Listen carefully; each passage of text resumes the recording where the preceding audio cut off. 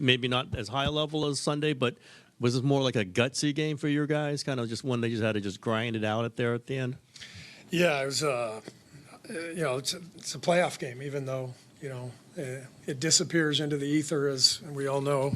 There's no record of it, but it's a playoff game. And, I tried to downplay it a little bit before the game, but we desperately needed to win this game and get 4 days.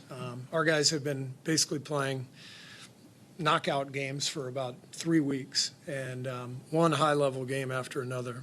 And so to get this one took 83 games, but we're right where we want to be, which is back in the playoffs, and we've got a chance. But maybe most importantly, we get the time to rest and prepare, because these guys need that desperately right now. Were you surprised how much they were kind of sagging off Jimmy?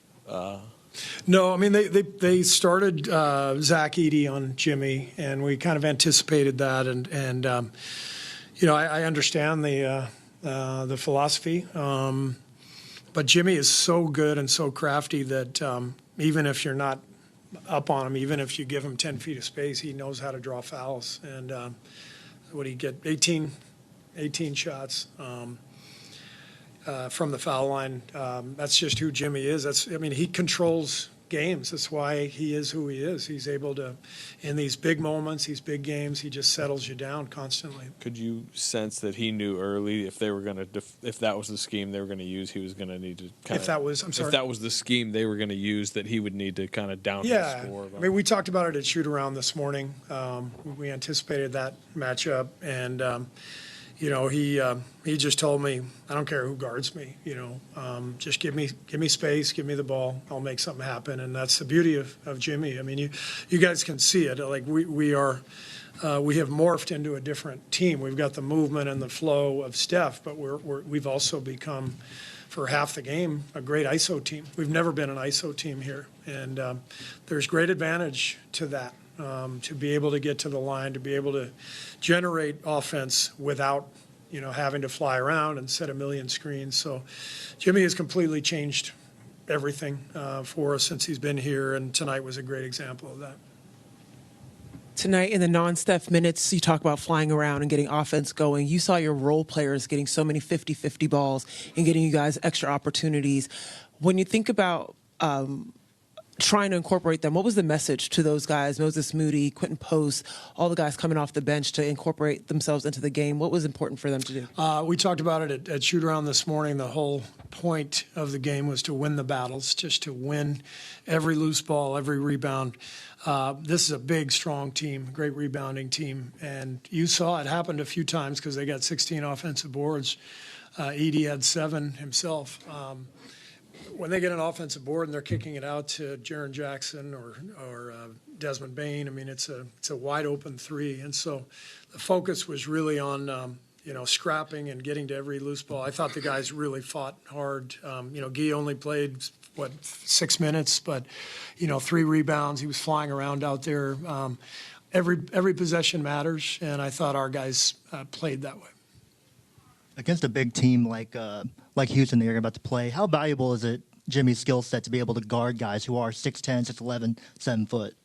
Yeah, I mean, he's the ultimate two-way player. He's just, so physically strong and laterally quick, and he anticipates things, he reads things. So Jimmy's a great defensive player.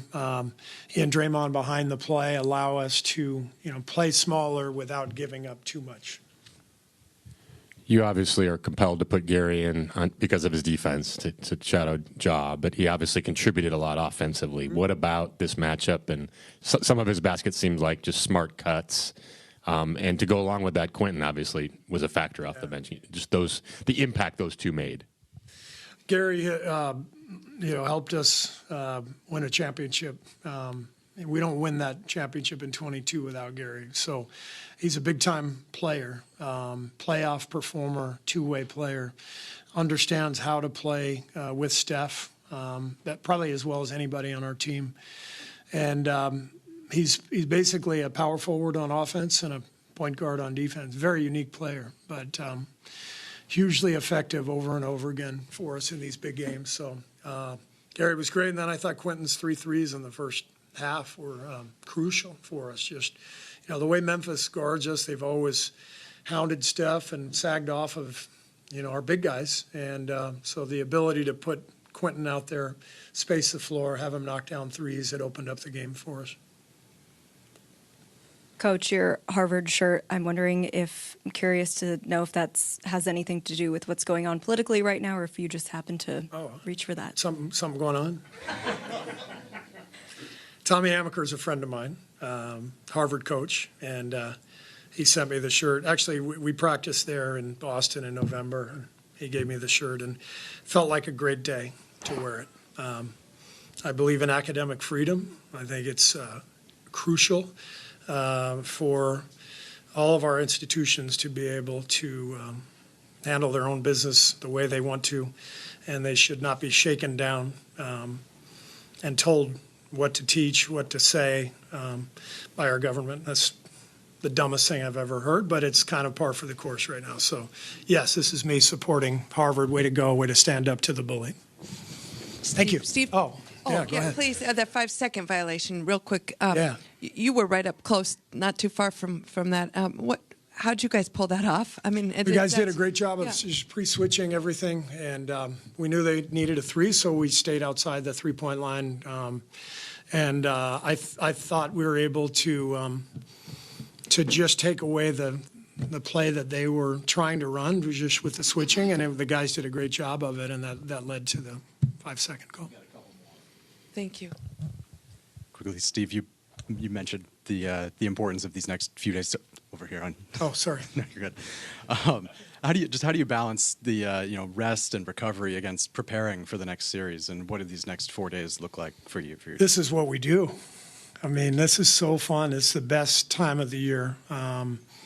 This is year 11. My favorite day of the season is tomorrow. We come in as a staff. We look at Houston tape. We start to put together our game plan. The players are resting.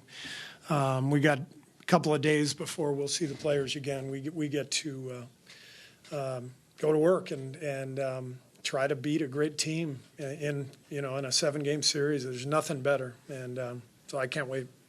Steve, you have played with and coached some of the most clutch postseason performers in the history of the game. What do they share, and what does Jimmy share with them from what you're seeing in your one postseason time with him so far? Fearlessness, I think, is the main thing. I mean, I told Steph after the game, like, what makes him who he is even on a night where he's not really going, he's struggling to make shots, and he makes, the two biggest shots of the game. That doesn't just come from skill. That comes from fortitude and fearlessness and incredible self-belief. Jimmy possesses the same thing.